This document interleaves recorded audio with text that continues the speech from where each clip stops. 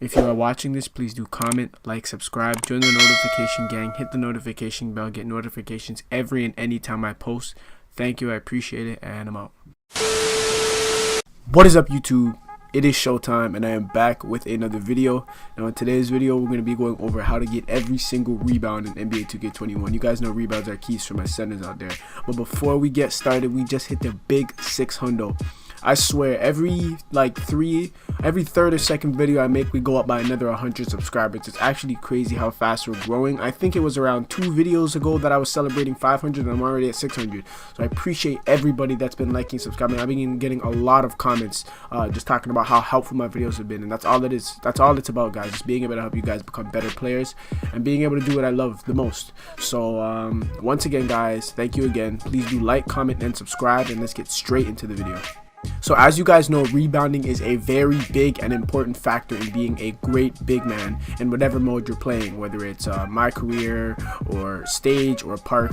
And there are a lot of tips and tricks that people may not tell you or show you on how to become a master of getting rebounds. Now I think I've somewhat mastered being able to box out, learn the angles. You do have to do a little bit of homework and start really analyzing the box out angles and the animations to know when you are going to get the rebound and when you're not, and things you can do to get around. So the first thing we're going to go over is your box out settings. This is probably the most secretive trick that nobody probably will show you about. So as you guys see here, I am in my controller settings. You guys want to go to your controller settings, and this is a very secret tip that will help you with your rebounding. In my last video, I did go over the best controller settings. You may have to refrain from that video, and if you want to become a better rebounder specifically, come to this video and change it this way. So for the defensive assist with intensity, you want to put this on 15. What this will do is, as you guys know, the L2 button is the defensive it's the intense D button, and when you use that, it'll have a ring around you, and that will help you actually box out when you're playing center. It's just best to have it on 15. I've experimented with a little bit. When you leave defensive assist on intense D, my box out has been a lot better. And then you come down to the box out assist strength. I've played around with this many years. I've been a center for around many years. I've been doing my homework on this. It was really good at 55 last year, and the year before I had it at 50. This year I would definitely go with 60. 60 is just a lot more overpowered. You will feel that the strength of your box outs will be a lot stronger, and the box out assistance will just be better. Definitely have these setting on. This is my first tip to you guys on becoming a better rebounder in NBA 2K21.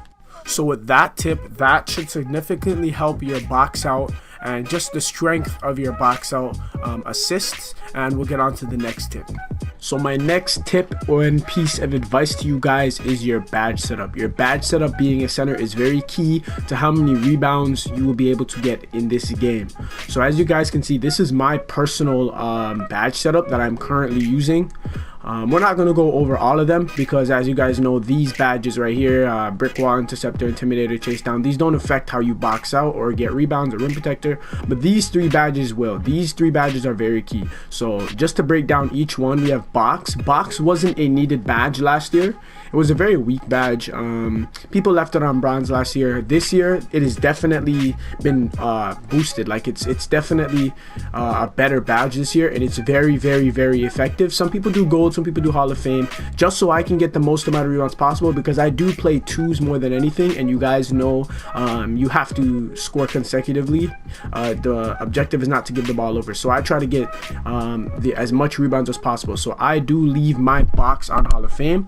Then we have Rebound Chaser. Rebound Chaser is a very, very, very important badge, probably one of the most overpowered badges this year. I feel like they've significantly touched the Rebound Chaser and the effectiveness of this badge. Last year, I remember I made a brand new build and I was snagging people with Rebound Chaser on bronze and even nothing in the stage when I brought my paint beast. This badge is very, very important in how it will affect your ability to grab rebounds.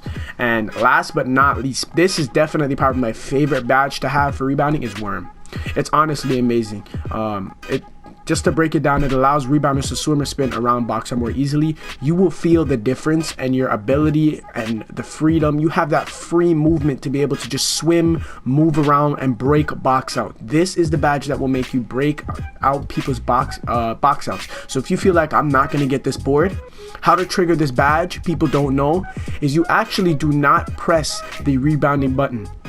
If somebody has you boxed out and you know you're not going to get the rebound, do not press the box out button. That's not how Worm works. How Worm works is you actually let go of the box out button and you move around them with just your analog stick and your turbo button. You'll be able to run around the box out and get the rebound. This is something that a lot of people do not understand. Hopefully I can get into more detail. I think I'll be making a video on some of the most underrated and overpowered badges. This is definitely one of the more overpowered ones, but it's misunderstood and people don't have it equipped because they don't know how to use it. So hopefully this tip could definitely help you, and we'll move on to the next one.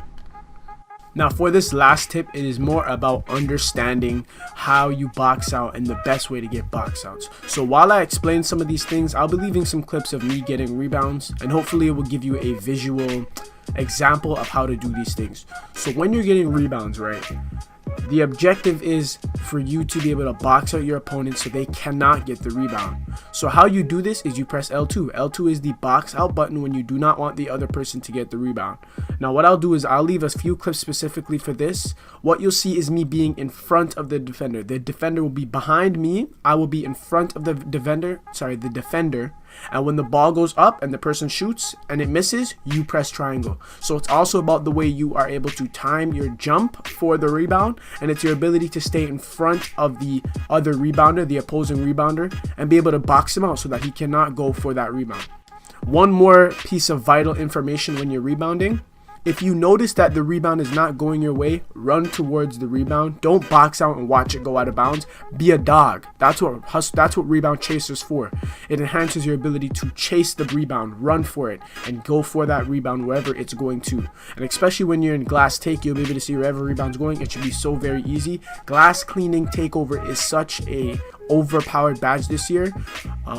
It is definitely much harder to be able to snag over people who have the badge. I've snagged over people who've had the badge many a times, but it's definitely a lot harder because their strength is through the roof, and it'll be a lot harder to be able to out rebound someone whose strength is very high with their glass cleaning rebound, and all their rebounding stats are enhanced. And one more very simple tip for you guys. Make sure to look at your strength rating. Now for my build, I don't have a high strength rating. I think it's around a 70.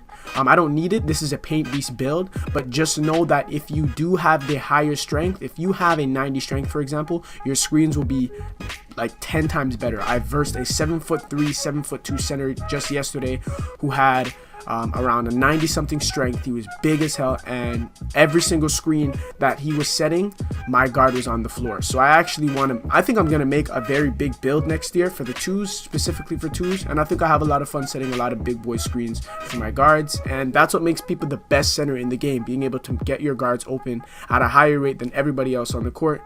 And with this tip, you guys should definitely have a lot better rebounding. It's just about understanding the angles and where you're going wrong with rebounding.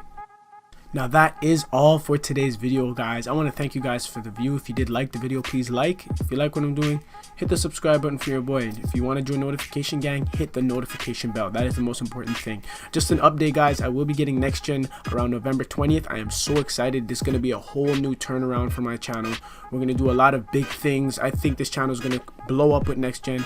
Once again, thank you guys for all the love, the support. Once again, like, comment, subscribe, leave any questions down below, feedback. I'll be more than happy to help you guys, and I'm out.